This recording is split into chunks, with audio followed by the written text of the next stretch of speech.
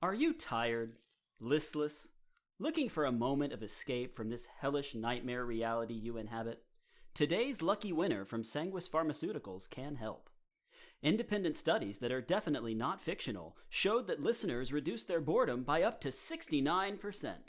Today's lucky winner is not for everyone. Do not listen to Today's Lucky Winner if you are under 18, easily offended by cussing, or are a snitch who can't listen to fictional drug use. Side effects may include giggling, distraction from worldly concerns, and hyper-aggressive sleep punching. Ask your doctor if Today's Lucky Winner is right for you. Previously on Today's Lucky Winner.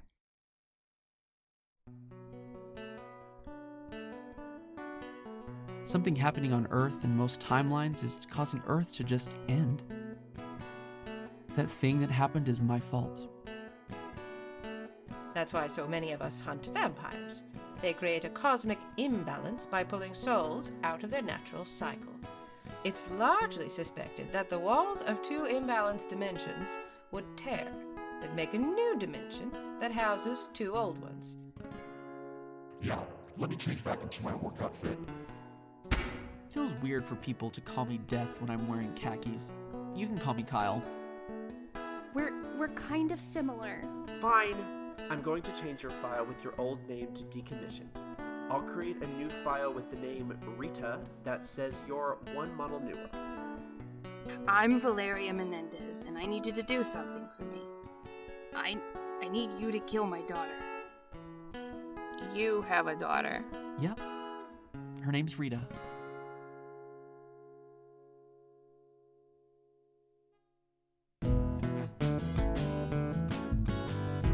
Congratulations, you're today's lucky winner.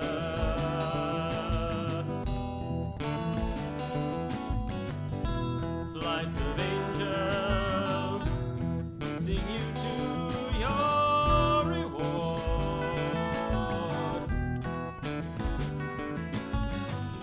You put on your Sunday best, but there's no one here to be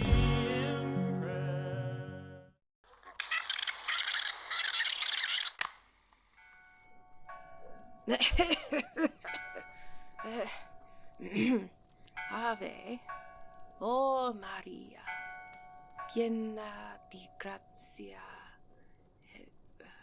Piena di grazia, il Signore con te. Tu sei benedetta fra le donne, e benedetto il frutto del tuo seno, Gesù. Santa Maria, Madre de Dio. I may have the white plague, but I'm not yet ill enough for my perception to be inhibited. I know someone is there. You can come out now. I will be joining my Heavenly Father soon. I have nothing to be frightened of. If you are a demon, it would simply be hastening my inevitable passage. But I don't think you are a demon. You seem kind. I'm sorry. I shouldn't have. I don't even know why I made myself visible. It's against the rules, and You are you the angel of death? I'm not. I'm not supposed to. I shouldn't. I should think you're not the angel of death. I don't imagine they'd get so tongue-tied. I broke the rules showing myself to you. I don't know why I did it. Well, I won't say a word if you don't. I'm a Grim Reaper. I thought I had a little more time. I'm not here for you.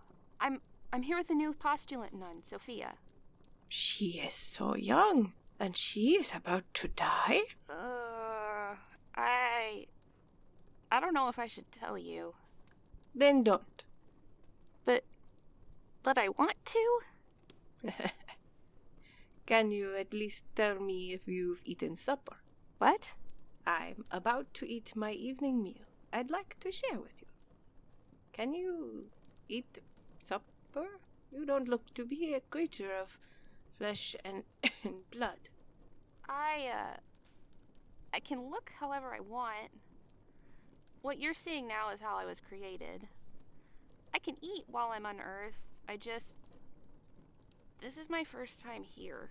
Well, I welcome you here. You are doing the work of the Lord, shepherding souls to the Almighty. Actually, God isn't... Thank you. I think I need to make myself have a mouth in order to eat. And you can do that. What should I look like? Humans are so varied and different. I'd offer to let you look like me, but since I won't be using this body for much longer, but I don't think you want to look like an old woman. What if I just... Incredible. Is this okay? You look like me in my 30s, but much, much taller. How do you know what I look like? It's hard to explain. I know about you in the future, and Is it rude that I made you tall? Should I shrink down, or... It's all right. Not all things are meant for the human heart to decipher. Come, sit with me. I don't have much, but I'll share with you what I have. It's really fine. I don't need to eat. You need food to live. And breaking bread in fellowship with an angel of the Lord will feed me in a way that no bread ever has. I'm not an angel. I'm a reaper. Only God has dominion over death. If you are sent here to take souls to their rightful eternity, you are an angel to me. I guess with your understanding of things, that makes the most sense. Sophia, the new postulant, died not very long ago. She's been given another year back on Earth before she goes to her afterlife. What a blessing. And she chose to spend it in here, in prayer and service. Yeah, it's because in her life before she'd earned a trip to hell. Oh. She's hoping that spending the year in here will earn her a spot in heaven when the year is over. You can't make up for a cruel life with a year spent within the walls of a convent, and her heart is motivated by fear, not a servant's heart. God knows the heart. Yeah, I can't speak to what God would know, but Kyle told her the same thing. She can't possibly do enough good here to make up for what she did in her life. What was that you did when you said God? What is this gesture you made with your fingers? Oh, it's nothing. How did you know I was here? I felt your presence. Enough time in prayer and solitude, you can become very attuned when you are not the only one in a room. What should I call you? Humans can't really say or interpret my name. It's... The language of the angels is so beautiful. I guess it would be good if there were a name that humans could call me, though, right? You have my face. Why don't you take my name? Nobody will remember me. You can have it. Oh, I know who you are. People do remember you. Really? Why? Yeah. No matter what the world remembers of me, I would consider it a blessing to have an angel of the Lord choose my name as their earthly title. Okay. I guess I have a face and a name? I like it. I'd considered names, but this one feels right. I don't know. Good. May you do more to bless the world with them both than I ever did. Can I just tell you what you're remembered as? It's the least I can do for the person who let me use their face and appearance. Except you made me as tall and thin as a cypress tree. I just like being tall. Is this going to be a problem? No, it's fine. I don't get it, but you don't tell someone how to use a gift you've given to them. It seems to be annoying you. No, I'm a nun. I don't get annoyed. Uh-huh, sure. Do you want me to tell you what your legacy is, or... If you wish. You're a saint. You're Saint Rita of Cascia, patron saint of lost causes. Oh, thank you. Thank you for this. You do not understand what a great peace you've brought me. May I leave you with one word of wisdom if you are to share my name? Sure. As long as you carry on in the spirit of love for humanity, No matter how insurmountable the odds, there is no such thing as a lost cause. Dawn sat on a stool in her uncle's workshop, folded in half with her head between her legs. Her Uncle Nate puttered around with something on his workbench across from her. Oh. It's gonna be okay, kiddo. My mom summoned death themselves to come kill me. We have to ask ourselves why, though. I think we don't have enough context to make a judgment call at the moment. Context? Context? In what fucking context is what she did okay? I don't know. I just have to believe that my sister wouldn't have her own kid killed without there being some giant fucking reason she should do it. Here you go, mija. What? Oh, I mean, thanks. But I don't know that a beer is gonna make this better. Oh, of course not. But what about a beer and... This will fix the trauma of your mom asking death to assassinate you. Oh yeah, this changed everything. Trauma cured. This is so weird. I know. Never in my wildest dreams had I considered it could be your mom. No, I mean smoking weed with you. I didn't know you smoked. The fact that I was always making grilled cheese sandwiches wasn't a clue. I guess that should have been, huh? Here I am, smoking weed with my niece, and both of us dead. Hey, yeah. What's up with that? I did die when you were a kid. It was vampires. They've been trying to get an artificer for a long time. Okay, and how are you here? Well, your mom is kind of a hypocrite, and she'd put her own tracker on my maker's eye. Sounds like Mom. Yeah. She used the tracking enchantment to monitor my vitals. She got an alert when I was on the run because my vitals spiked. She came to help me, but I was beat to hell. I had crashed my car trying to run from Carmilla's vampire goons. I'd crawled away into the woods and I was going to die. If I was going to die, I certainly wasn't going to help them be the artificer they needed for whatever plan they'd got going. So you crawled into the woods to hide from vampires and die? Basically. The vamps gave up, but your mom found me. I was nearly dead. Then what happened? Then, your mom slapped one of those collars on me.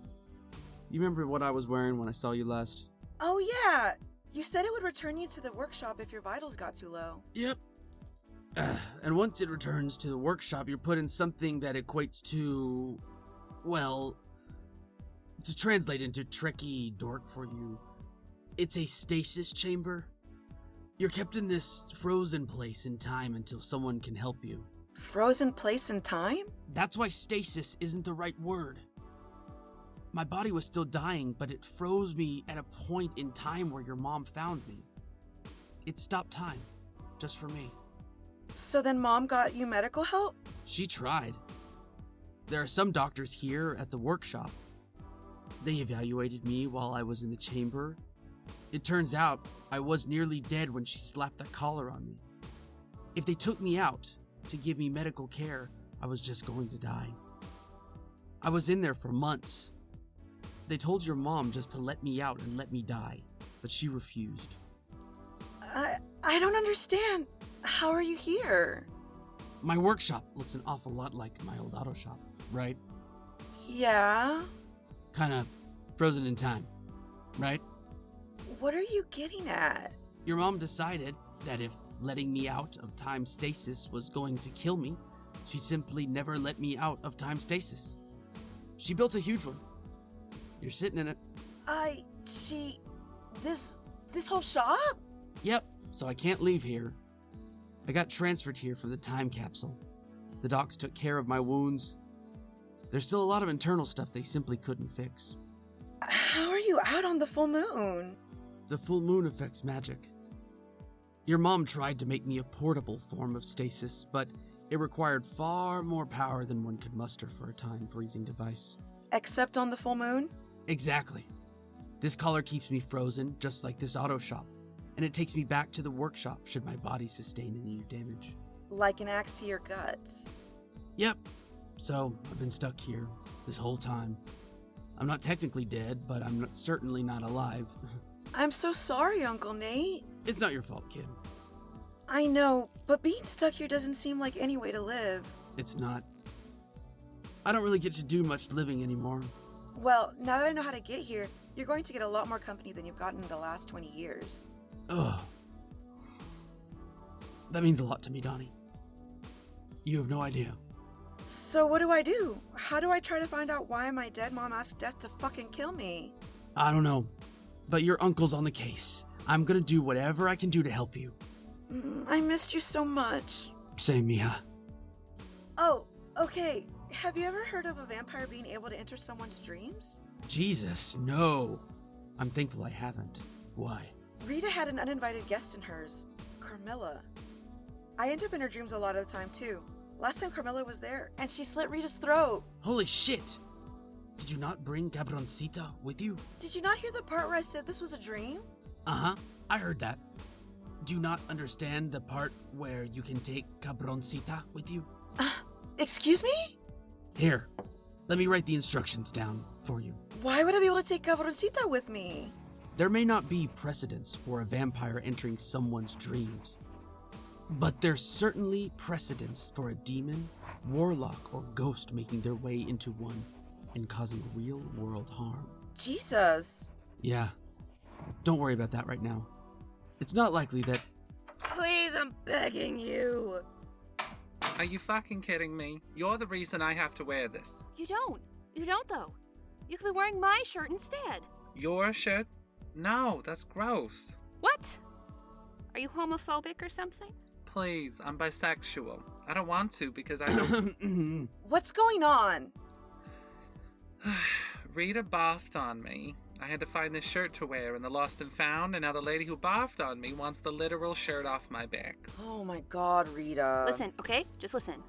I had too much Shrek ketchup and tots before I tried to parkour in some moon shoes. My tummy got a little fucky-wucky and I froed up. Why do you want her shirt, though? You're the reason she had to change. I'm sorry, do you not see this shirt she scored from the Lost and Found? My husband is a boat mechanic with gout who was born in August. He thinks I'm bonkers, but I'm not the one who married me. I mean, how could I not want it? Why don't you want my shirt? It's hilarious. I think it's because it just says leg rests and it has arrows pointing to the shoulders. That is hilarious. It's the mystery stains and smell I don't want to go near. Yeah, I get that. What smell? Stale weed? Body odor? I can't even get body odor. Then it's even more concerning that you smell the way you do. Give me the shirt. Are you quite done? Oh, hi Nate. Is it grilled cheese sandwich time yet? Viv, I think I have a couple of my sister's old shirts in the closet over there. You're more than welcome to take one. Oh my god, Nate, thank you. And just leave the other shirt there for Rita.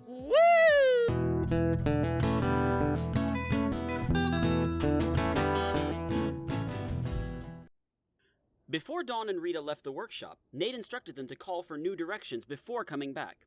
There was a safety protocol in place that changed the access point every time someone left the workshop. They wouldn't be getting to the workshop the same way twice. They drove out of the exit to the parking garage they were in, only to find themselves back in front of the Futuro house they nearly drove into. They drove back home, discussing what their next steps should be. Rita was surprisingly cooperative after whining her way into a free, weirdly specific shirt. When they got back to Dallas, Sunny had just gotten home from work. They needed her help, so they filled her in on what was going on. So basically, we decided in the truck that we both have to go nap-nap and enter the dreamscape again. We're gonna take some sleeping pills and see what happens. We need you here to wake us up should it seem like things aren't going well. I figured with how much I talk in my sleep, I'd get pretty chatty if things went south. No. She'll hurt you again. No, I can't see you like that again. I can't lose you. I can't let you do this. I'm sorry. Babe, it's gonna be okay. It's different this time. She caught us off guard before. We didn't know what she was capable of. I can bring Cabroncita with me this time. My Uncle Nate said she won't be quite as deadly in the dreamscape, but neither is Carmilla. I punched her square in the face like 3 times, and now I have a weapon. Like that's gonna guarantee you're fine? It's not. No, but we have to do this. Rita and I are connected by more than a magical tether. Death made her, and he talked to my mom about killing me. I think we need all the information we can get. Death knew the writer too, and all we need to do to learn more about them is to go to sleep. Fine, I understand. But I'm not happy about it. I'm gonna grab some first aid stuff in case my 2 favorite people end up getting sliced and diced. Lay on my bed. Or what? Are you gonna spank me? Have I been a knot? This isn't sexy or a joke, Rita. I'm scared. Please, just help me out and cooperate. I'm sorry, Sunshine. Dawn and Rita laid on the bed in Sunny's room. Dawn had laid Cabroncita beside her toward the outside of the bed and stuck her Maker's Eye necklace in her hand. Sunny brought in some first aid stuff, left the room, and came back with 2 sparkling waters and a pill bottle. Dawn, these are for you. Here, let me finish Uncle Nate's instructions for bringing Cabroncita before I take any pills. Dawn palmed the necklace and she stuck that hand on the stock of Cabroncita. She heard a small click, and the Maker's Eye became stuck on the gun. The eye began to glow green. Is that it? I hope so. Uncle Nate had me put an enchantment on my slip before we started to attune to the necklace. Apparently, the necklace being stuck on the gun means it worked.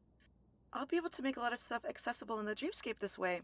After this first time, all you have to do is touch Cabroncita while falling asleep and have the necklace on. It'll remember where it's been. Fantastic. You sound so confident. Now take these. Done. Your turn. Take the rest of these. Sunshine, are you... Just take them. Baby, you know we have to do this. I know. And that's why I'm helping. Just take these pills and promise you'll come back to me. I couldn't handle it if I lost you. I will do everything I can to make sure you don't have to lose me. I promise you that. Remember, Rita, I need you to think about the writer stuff. We don't need to be wasting a lot of time in there trying to figure out where you decided to hide your memory. We need to be in and out of there. I don't need to have another porn parody or fuck robot to get through. I promise, little buddy, I'm not gonna fuck around. I have to come back to my sunshine. The last thing Rita remembered before she awoke in the infinite hallway was Sunny squeezing her hand and looking down at her, smiling. She opened her eyes and she stood in front of a wooden door. It was the door to the thatched-roofed house of the writer memories. I'm proud of you. Oh, Jesus. Didn't mean to startle you. Why are you proud of me? Look at the hallway. This is the only door in the whole place. The rest is just a wall. You took us right to the writer dream, and you didn't create any distractions along the way. Oh, well, I guess having a concerned girlfriend is a strong motivator. Hey, Cabroncita is here. Yeah, it seems like it worked. You ready to get this over with? Yeah, more than anything. Dawn used her free hand to hold Rita's. She looked at Dawn and used her other hand to open the door. They looked around the room to find the writer and Ambrogio exactly where they'd left them. It looks like we're right where we left off. I'll keep an eye out for Carmilla. You just worry about getting through watching this. Sure, you can have the easy job. You want me to start a family with you? No offense, but... Oh, no, no, not in that sense at all. No offense, but, you're not really my type. Then what the fuck could you possibly mean? Here, let me pull up the contract so you can see for yourself. Contract? I don't know. I'm not either one of them. I don't think this is something that I remember. The writer is showing us. You want to drink my blood? Have me drink some of yours, and then I retrieve food for you? Is the writer? Oh no. Can you not hunt for food of your own accord? What food would I be getting? Oh, nothing that you can't find in abundance on Earth. If you can convince other people to help, you simply bring them to me, and I will offer them the same deal. We'll be one big, happy family. And in exchange? And in exchange, you will never be powerless again. The more power I accrue by feeding on what you bring me, the more I pass on to you. You will never be alone again. There will always be someone to help you. You won't have to try to solve the sins of humanity, the ungrateful and selfish race they are, anymore. The more people you bring to me to add to our fold, the the more power you and I both get. Those people you recruit are called a downline. You don't know about MLMs.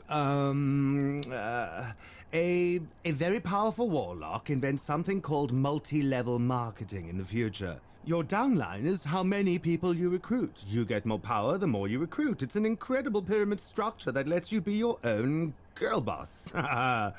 You'll be the apex of the pyramid. But I'll always be your king. I feel as though I have no choice. It's those moments where you can be sure you're making the right one then. If there's no other option, it's quite simple. Where do I sign? Right here, at the X. Don't mind the red scribbles there, those are just some useless footnotes in my lawyer's demon language. It's written in baby's blood, so it tends to smear. It's nothing important, I promise. Just sign there by the X below them. Excellent! Now, I don't mean to be uncouth, but I will need you to lower the hood for drinking your blood.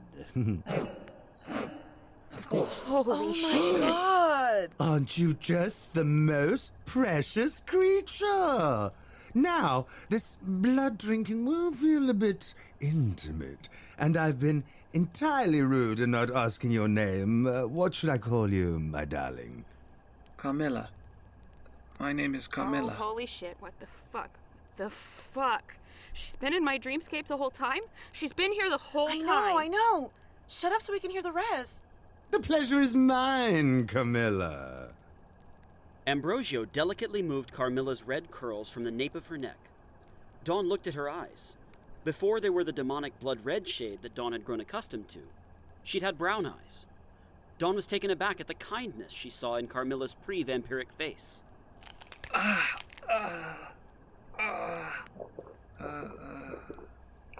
Okay, my darling. You're probably feeling a bit woozy since I've taken enough of your blood to bring you to the brink of death. Now that you've donated blood, I have your cookie and a Gatorade. That joke is lost on you. But it would have gotten a laugh in the 21st century.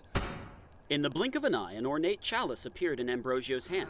He squatted beside Carmilla, who now laid supine on the floor of the hut, barely clinging to consciousness. Now it's your turn to drink.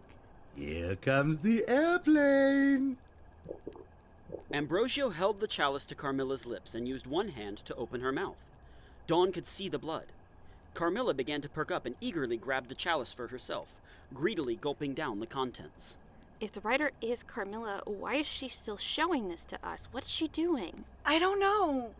Good girl, you finished all your meat. And now you get your pudding. I'm going to dispel this magic trap. And you rest up. You'll wake up feeling like a whole new person. And you'll need to eat, so don't be afraid to eat the first thing that looks tasty. Doodles! As soon as Ambrogio disappeared, Dawn and Rita found themselves awake and in Sunny's bedroom. Did it not work? What? It worked. You were both down for barely 5 minutes? What?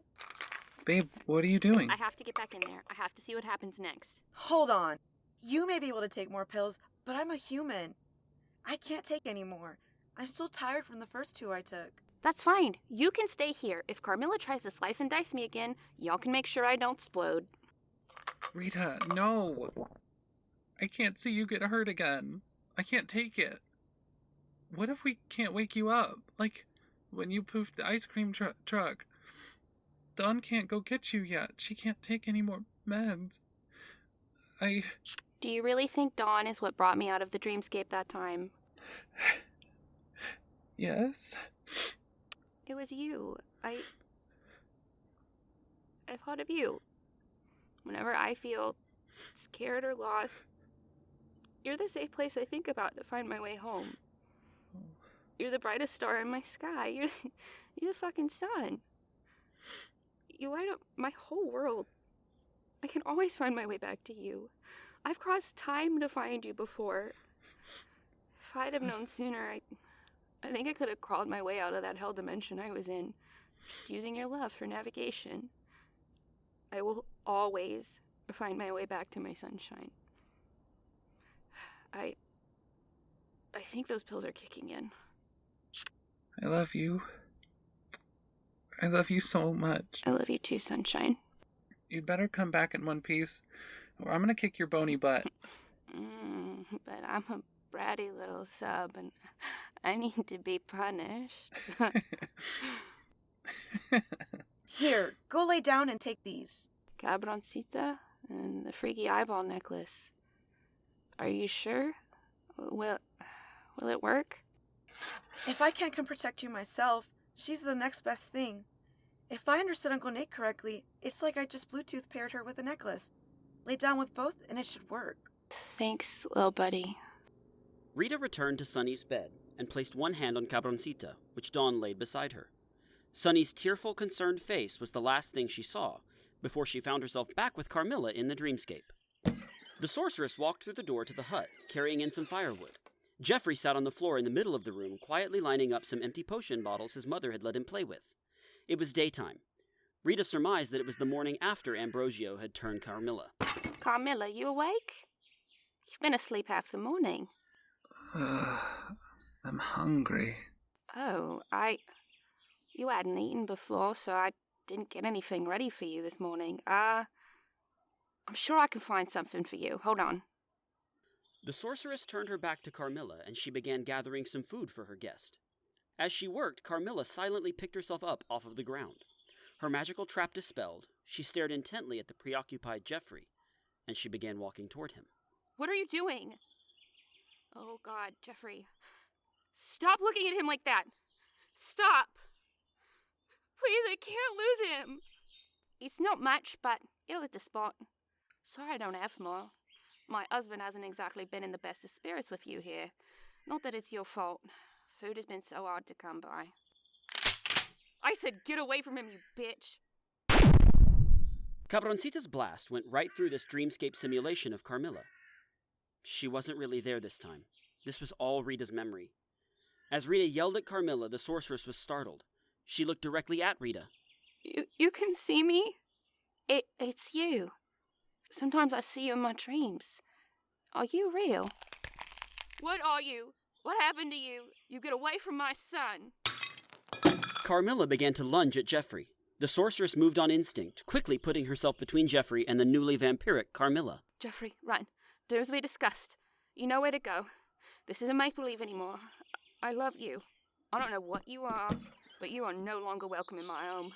If I ever see you again, I'll...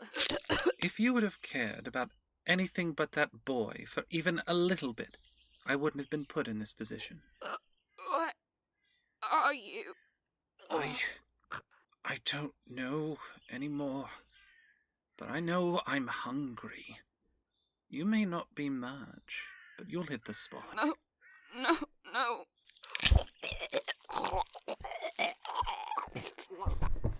As Carmilla ripped out the sorceress's heart, a familiar inky black cloud poofed into the room. You come for me now? I tried to come for you earlier. I couldn't find you. Carmilla, this is...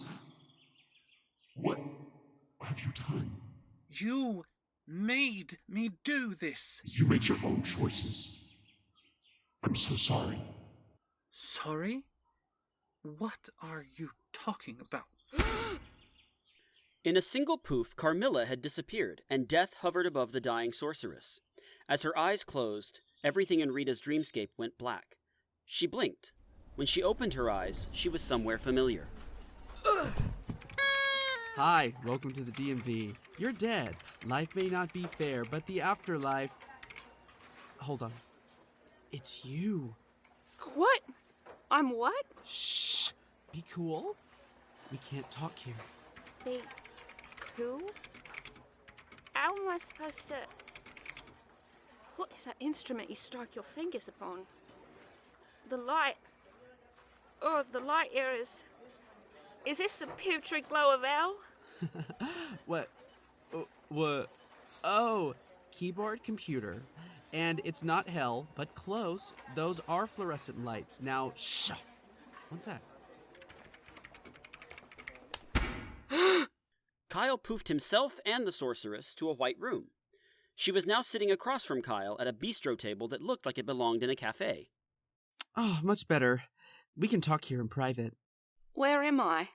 Oh, I poofed you to a different plane so we could talk in private.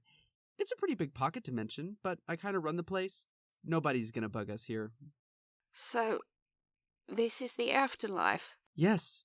You died when Carmilla attacked you. Jeffrey! He was safe. He made it. The village healer raised him. Your husband was blamed for your murder, and he was put to death. Jeffrey never had to see his dad again. He became a shepherd when he got older. He was valued and appreciated. He was happy. He lived a long, happy life. He never forgot you, though. Good. What happens to me then? That's what I wanted to discuss with you. I'm breaking the rules to make you an offer. Do you want some coffee? Some what? Oh my god, you wouldn't know what coffee is, huh? I'm about to blow your mind. With a single poof, an outdoor coffee cart with a green awning appeared in the white room. Kyle walked behind it and started preparing drinks. What happened with Carmilla, it messes up everything. I mean, everything. Her being turned causes a chain of events that ends Earth as a place. Well, not just Earth, but the dimensional plane Earth exists in. And what does this have to do with my afterlife? Well, you can go the DMV route, where we go back to my cubicle and you get to be reincarnated since you were a murder victim. I'd hand you the catalog of the reincarnation options available to you after we weigh your soul and see where you stand. But you'd actually qualify for our most popular reincarnation package. And what is that? The Golden Retriever package. You come back as a golden retriever owned by a rich white family. A golden retriever? What is that? Some sort of servant to be owned by another? I would never want to be owned by... Fuck, you're older than golden retrievers too? It's a dog. It's a beautiful, fancy dog. A dog? Why would I ever lower my... Never mind. You don't have to be a dog. Jesus, like I was saying. You can be reincarnated as is your predetermined path through the DMV, or I can do something completely off the book. I want to give you the opportunity to get revenge on Carmilla. Not just that, but you can help save humanity. I want to give you the chance to stop her. You showed her kindness, and she chose to kill you. And how would I stop her? That's what we're going to discuss over coffee. Give that a try and tell me what you think. I can make you literally anything else if you don't like that. In all my days, I never tasted quite the elixir such as this. Right? I'm glad you like it. Oh, anyway, down to business. So Margaret, wait, do you go by Maggie? Your file doesn't have a nickname, it just says Margaret. You can just call me Rita. Most everyone calls me Rita.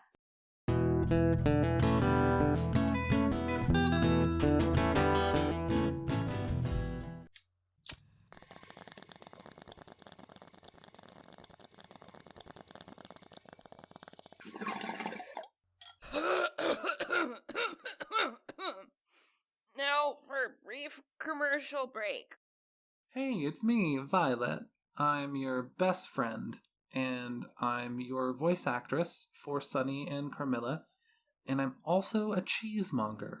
One of those is a lie, but what is true is that I'm also part of a network called Control-Alt-Crit. It's a really cool, nerdy network where we do Dungeons and Dragons, other tabletop role-playing games, custom role-playing games. One of the people that runs the show there, his name is Sean Fowler, he actually made a tabletop role-playing system called 21XX, which, as you might have guessed, is Mega Man themed.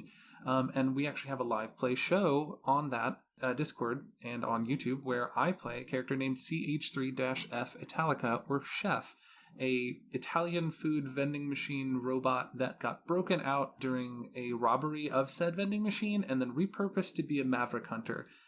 There's a bunch of other kooky characters in there, and it's super fun. You should check it out. There's also other stuff like video game content, like Book of Genesis by Marcus Reutner. He plays and showcases all sorts of really cool Genesis games from all around the Sega Genesis era. It's a really, really underappreciated console, and he does an amazing job of highlighting those. We also have Michael Alvarez, who runs all kinds of cool Magic the Gathering content and streams, among other things. He's a really amazing Magic the Gathering player and deck builder, and he just makes it so fun to watch him build all of these weird, crazy, different decks.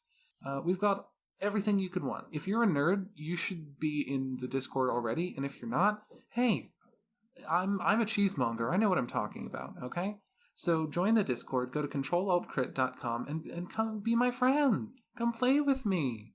Come play with me in the Control-Alt-Crit zone, the P-Zone. Enter my P-Zone at controlaltcrit.com. Thank you. Bye.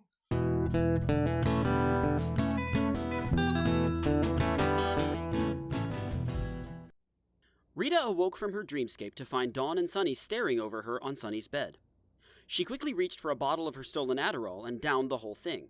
She needed to quiet the ghost of that mean Victorian child in her head for this. She filled Dawn and Sunny in on what she just saw. Yeah, I'm getting the final calling candle. You read my fucking mind, dude. I'll, do y'all want a snack?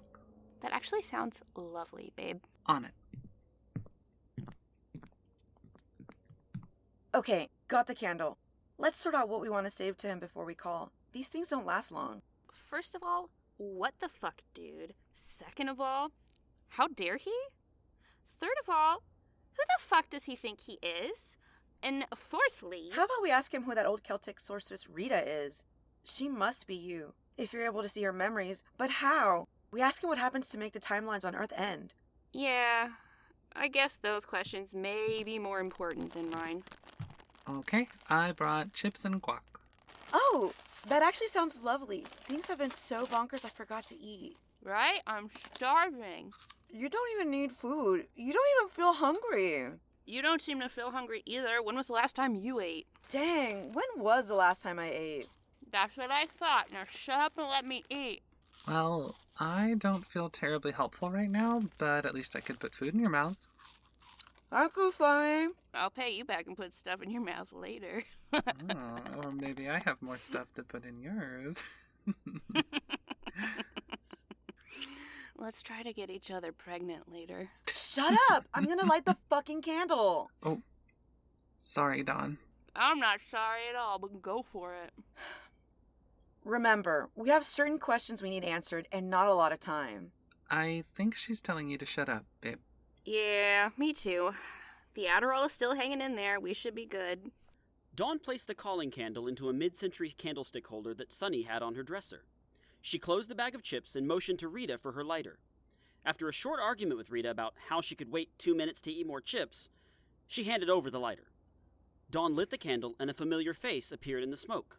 Hey, ladies. What's wrong now? We have some questions we wanted to. What the fuck is up, Kyle? Rita! What did you say? Babe, no. What the fuck, dude? Stick the I fuck told you up, to stop okay? quoting that video at me. We know your secret, Kyle. We have some big questions. Yeah, first of all, what the fuck? Rita. Oh my god.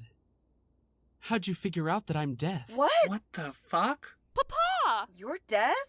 What, isn't that what you found out? They found out that Rita may be some old Celtic sorceress, and that Carmilla is the first vampire. And Carmilla's gonna end the world or something. Hey, you killed me! You're my dad. It's not that. I just... What the fuck? Why did you kill me? Answer me! Papa, I should have known. You're really gonna eat chips and guac right now? They're right in front of me. How do you expect me to resist? Answer them. You owe them. Hold on. One at a time. I just... You lied this whole time! You son of a bitch, I oughta... Everyone quiet! Hold on! The candle extinguished itself and Kyle's face disappeared. The ladies sat in silence. Near silence. Enough with the chips! We're done with the chips!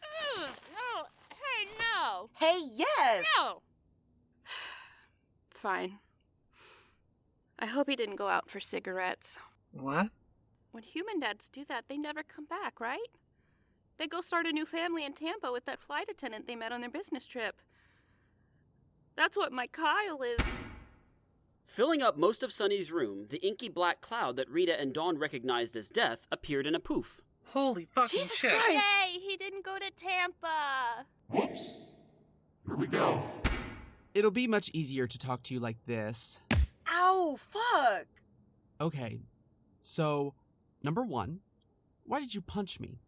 Number 2, why do you think trying to punch death would be effectual? I'm death. You can't sucker punch me.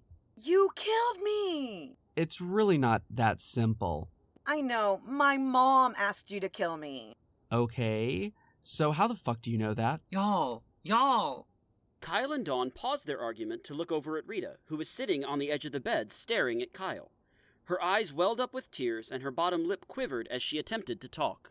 Is that why you always help me? You made up the whole fact that I was from a decommissioned line of Reapers, right? I did. The Reapers of that make and model did explode, but it's completely unrelated to your problem. Their explosions were more of a cheap exploding vape rig battery sort of thing. I needed you to appreciate the risk that comes with you getting magically hurt without telling you what you were. Why don't I remember anything else about being the sorceress? I got my name from an old Italian nun, didn't I? Strictly speaking, you're made with part of the sorceress and part of me. Ew, did you two? Ew, no, nothing like that. Ugh, good. Yeah. Ugh. I made sure you got that first lucky winner where you met Saint Rita. You needed to realize that you're a whole person, not just some machine. I'd figured you'd have some of the other Rita's memories, and I'd hoped meeting Saint Rita would help you remember a little. It's been so hard trying to help you, while not being able to be honest about who I am. It was hard not saying anything when I first got to meet you, as myself when you summoned me with those alchemists. I'm just so proud of you. I'm sorry I've had to act like such a hard ass. So I really do have a dad? I'm not some machine that was built. I have parents. There's nothing wrong with how I am. I'm not broken. Yep. I'm your dad. Maybe not in the human sense, but I am your parent. You've never been broken. You are exactly who you are supposed to be. And you're incredible. Daddy! Oh, yikes. Maybe we pass on Zaddy. I can't say that word without it sounding sexual, huh? You can just stick to calling me Daddy. Gross! Now that we're done with the reunion, can y'all stop being chummy with the guy who killed me? Listen, I technically did kill you, but if you'd let me explain, you'll be thanking me. Not likely. Dawn, he's death. I feel like we should hear him out. Hey, little buddy. I'm real sorry my pops murdered you. Could you do me a solid and listen to what he has to say before you sucker punch him again? Oh, and is sucker punching people your new thing? It's fun. I'm into it. I like the energy. Kyle, would you like to go to the kitchen to discuss things? That sounds lovely. Could I bother you for a cup of coffee?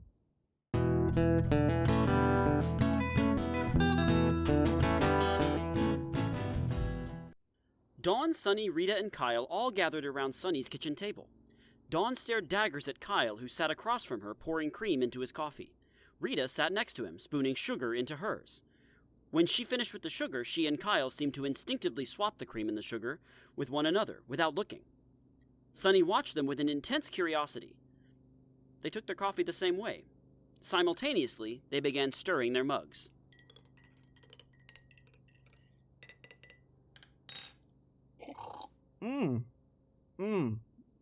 Thank you so much for the coffee, Sunny. No problem. Okay, coffee acquired. Now, why the fuck did you kill me? Oh, man, let me think about where to start, right? The beginning? The beginning would be the Big Bang, right? Well, start there. Dawn, you know that was like a long time ago, right? Okay, I'll start at the beginning, and I'll give you the highlights, all right? I came into existence when living creatures did. When the first animals appeared, there I was. Wait, that would imply that animals have souls, right? Yeah? I fucking knew it. 1 point for the vegans. Oh, sorry. Please continue. No apology, Sonny. You caring so much about living beings is one of the reasons I'm glad my kid has you for a partner. Oh, you're too kind. Can everyone stop being this nice to him? He killed me. What the fuck? Oh my god, he had his reasons. For killing me? Yes! What could those reasons possibly be? I don't know. Right now, I'd say you were too annoying to live. I ought to punch you next. Do it, you stinky chode. That's it. Come here, you coked out Jack Skellington motherfucker. No! No! Bitch! Stupid. Oh, I hate you. Sorry, Kyle. Whatever. Get back to your bullshit story. As I was saying, I've been here as long as there have been living things with souls. There was no DMV. Things just stayed balanced on their own. I wasn't Kyle. I wasn't even death. I was just part of the laws of thermodynamics. What do you mean? Okay. Take a look at this cup of coffee.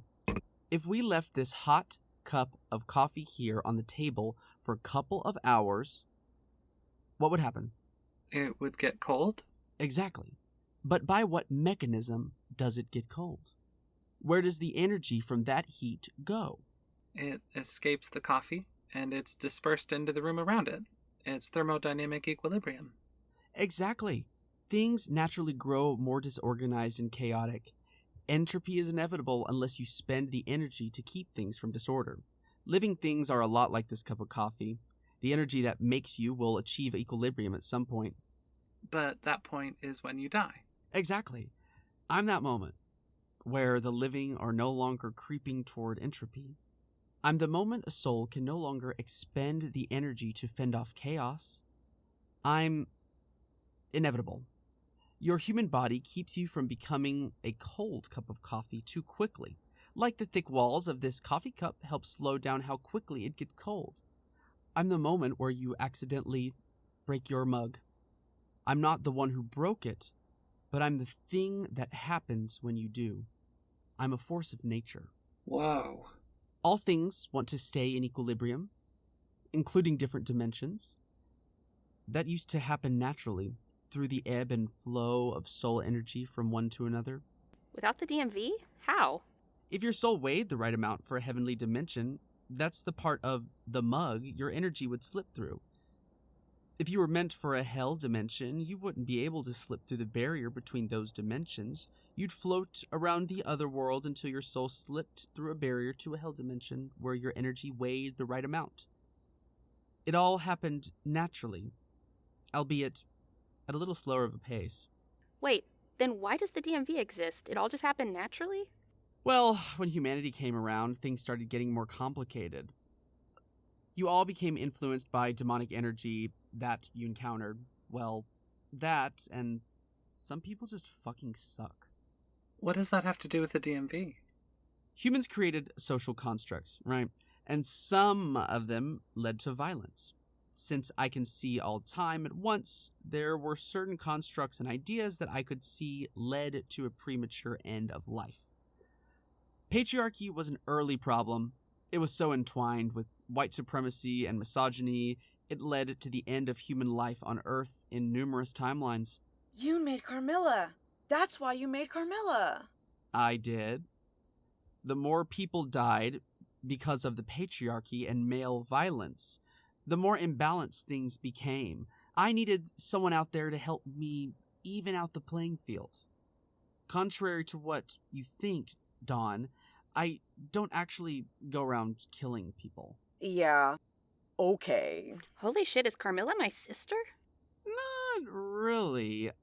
I made her out of cosmic energy, but she's only cobbled together with parts of other things. She's very much alive, but there's no humanity in her. She has something like a soul, But it's not quite a soul. Not like you. I made her to accomplish the task of taking out abusive men and gathering witches to help keep the balance too. Hold up. Are you saying I have a soul? Of course you do. Can't you feel it? What do you mean? Here.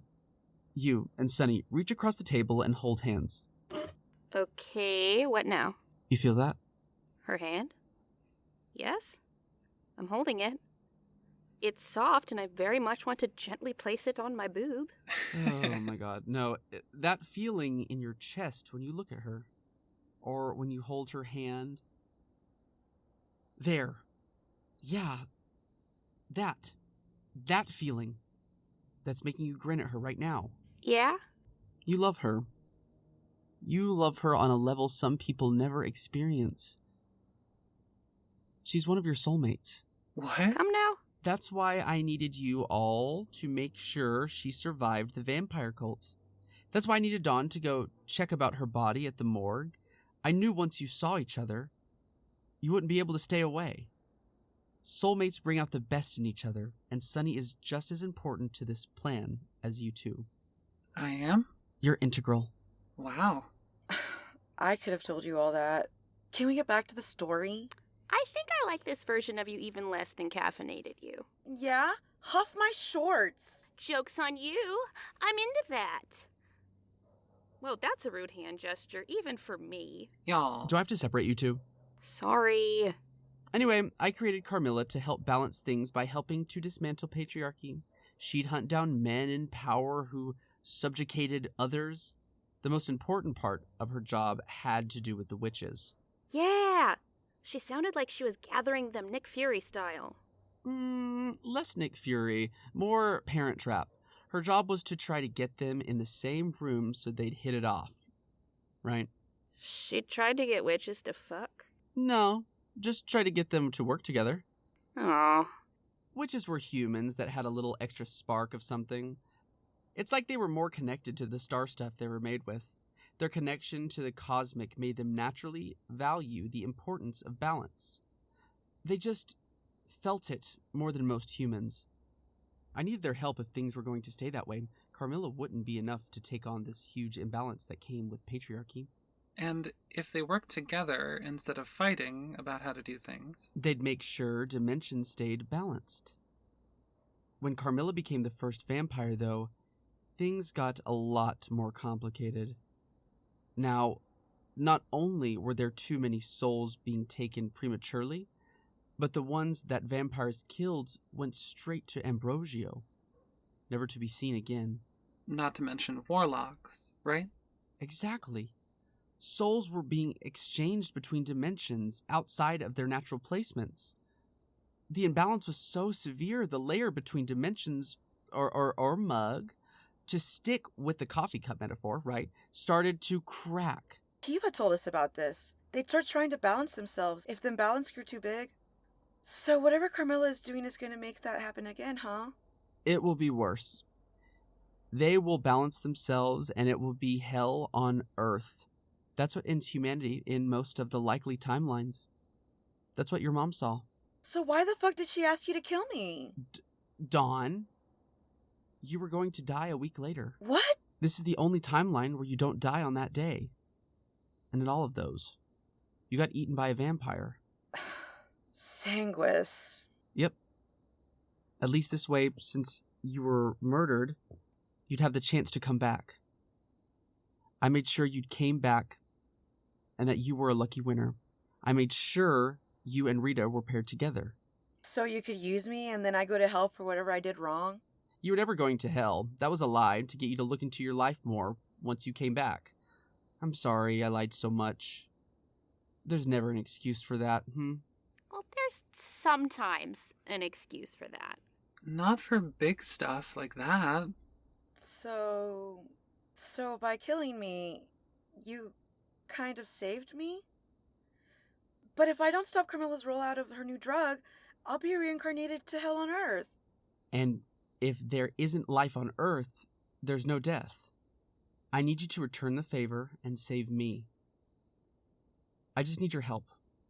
I have a lot to tell you about your mom, about Rita, the DMV, and about stopping the end. We can't save every timeline. But if we can save at least one... You and humanity get to live. I'm sorry I punched you. That's okay, Dawn. From your perspective, I literally killed you. With the help of your mom. Your mother. I'd be pissed too. Well, let's strap in then. It looks like we've got to save the world. The bright side is that we have 6 months to figure this out. That's when Telomerade rolls out. Let's strategize. I'll go get my whiteboard. I'll make more coffee. And I'll get the cocaine. Dad, you want to rail some nose beers with me? Yes! Oh, that sounds amazing. No fucking way. You're staying sober while we try to avert the apocalypse. You have to focus. I'll go grab her Adderall.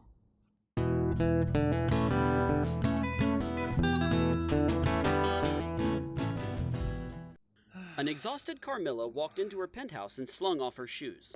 She walked over to a minibar in her living room where she pulled out a crystal decanter full of blood out of a refrigerated wine cooler. She poured some into a highball glass all the way to the brim. Glass in one hand, she pulled off her wig and blazer and tossed them to the floor as she walked over to her couch. Crawford, are you there? I can fucking hear you. Come on out and tell me how things are going while I'm lucid. Why are you lurking about? I need to put a fucking bell on you. Sorry, Mama. Sorry, Mama. Sorry. Sorry, Mama. You're like a broken fucking record. Tell me something useful. Well, we easily secured 5,000 new participants in each of the 10 target cities. The demand to participate was so high, we have a wait list 500,000 people deep in each location. Good. Those volunteers will come in handy in the next stages. Have any of them questioned the terms and conditions on the mandatory health tracker app? Nobody at all. Most of them haven't read them, and those who have read them can't see the demonic addendums present in the document. I tell you, it ain't fun when you have a warlock sneak in some demonic terms on a contract you sign, but it sure is shit fun when it's happening to somebody else. So, we have 50,000 people who have signed the contract. That's Schadenfreude, Trapper. And it is particularly delicious in this instance. But good. We have 50,000 new people giving their souls to my father in small daily increments. Oh, and talking to the magic team on the project, it looks like the entire soul will be gone within the 5-year contract as anticipated. Good.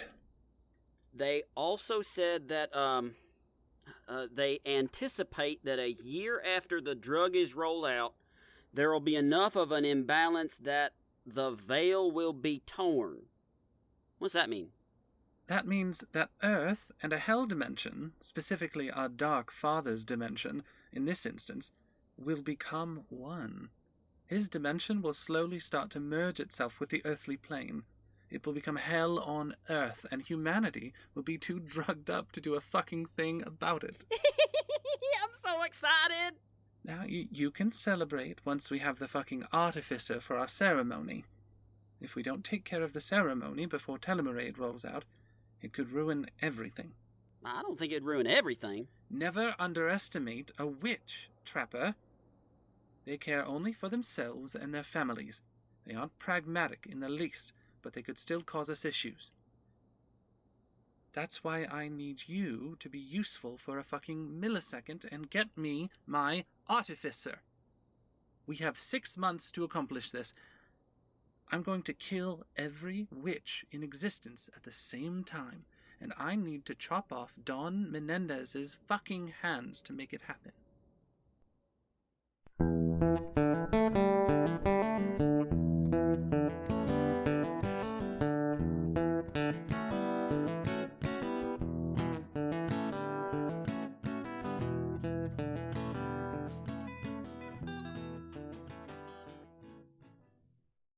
Hey, little buddies, it's me.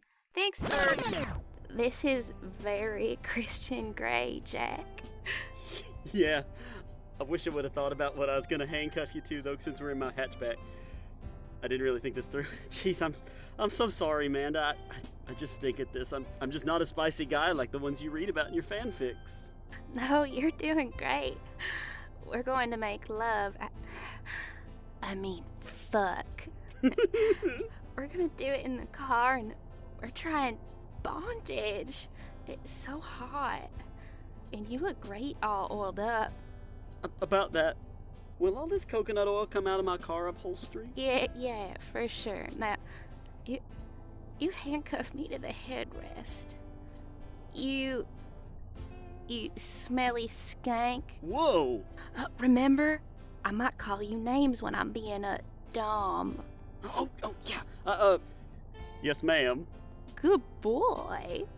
Now, you take off my jeggings and we can... What the heck was that?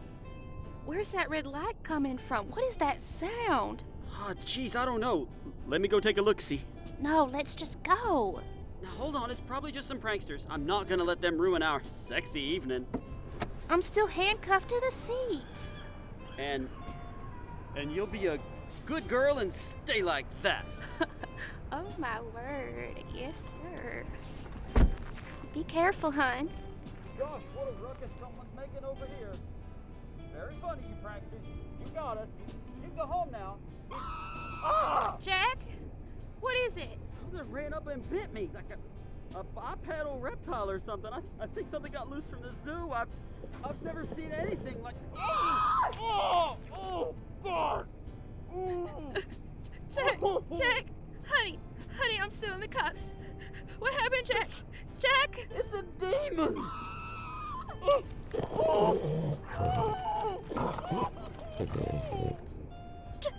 Jack.